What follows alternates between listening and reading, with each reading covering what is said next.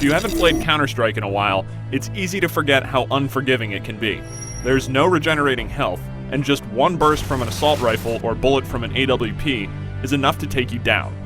Valve's next entry in the franchise, Counter-Strike Global Offensive, isn't meant to be a huge step forward. This is not Counter-Strike 2, but instead a reworking of existing mechanics with a few tweaks made to map layouts, loadout options, and the visual style.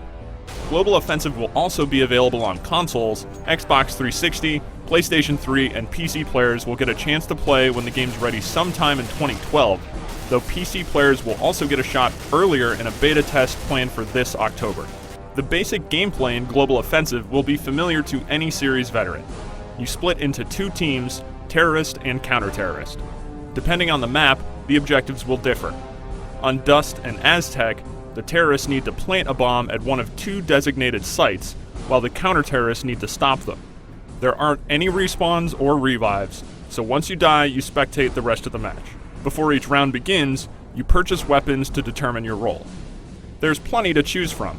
High-powered sniper rifles, submachine guns, and assault rifles are all available. If you survive a round and win, you keep the weapons. If you die, you lose them and have to repurchase. That's where money comes into play. Kills and wins reward you with cash, which can then be used for better and more varied gear. This includes standard explosive grenades, flashbangs, and smoke, as well as a new gear item, the Molotov Cocktail. This weapon can have a significant effect on the field of play. It does damage over time to anyone standing on the flames it creates, though once you step off the fire, the damage over time stops.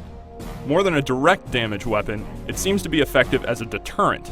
Because no player is going to want to run across a carpet of fire, the Molotov seems like it could be really useful for map control and defense. Speaking of maps, Valve's made a few changes to the Dust and Aztec maps that longtime players might appreciate. The underpass area on Dust has been widened significantly, and a new stairwell leading up from the underpass serves as a great exit point for terrorists who would previously have been pinned down by counter-terrorist snipers. Other returning maps, like Dust 2, have barely been touched aside from the new visual style, and fans can expect to see Nuke, Inferno, and Italy in the game when it launches. There's more in store too, but Valve isn't discussing it quite yet. When setting up games, Global Offensive will include a matchmaking system that drops you into 5-on-5 fights. You'll have a skill ranking, so ideally you'll be shooting players of appropriate skill levels, and bots of corresponding difficulties will be subbed in when human opponents aren't available. For anyone who finds 5-on-5 matches to be too restrictive, custom games can be set up on PC, though console players won't have this ability. With more weapons to play around with, like the stun gun, and a few other minor changes made to the gameplay, Global Offensive manages to differentiate itself just enough from previous Counter-Strikes to stand out. Even with changes, this still feels very much like Counter-Strike.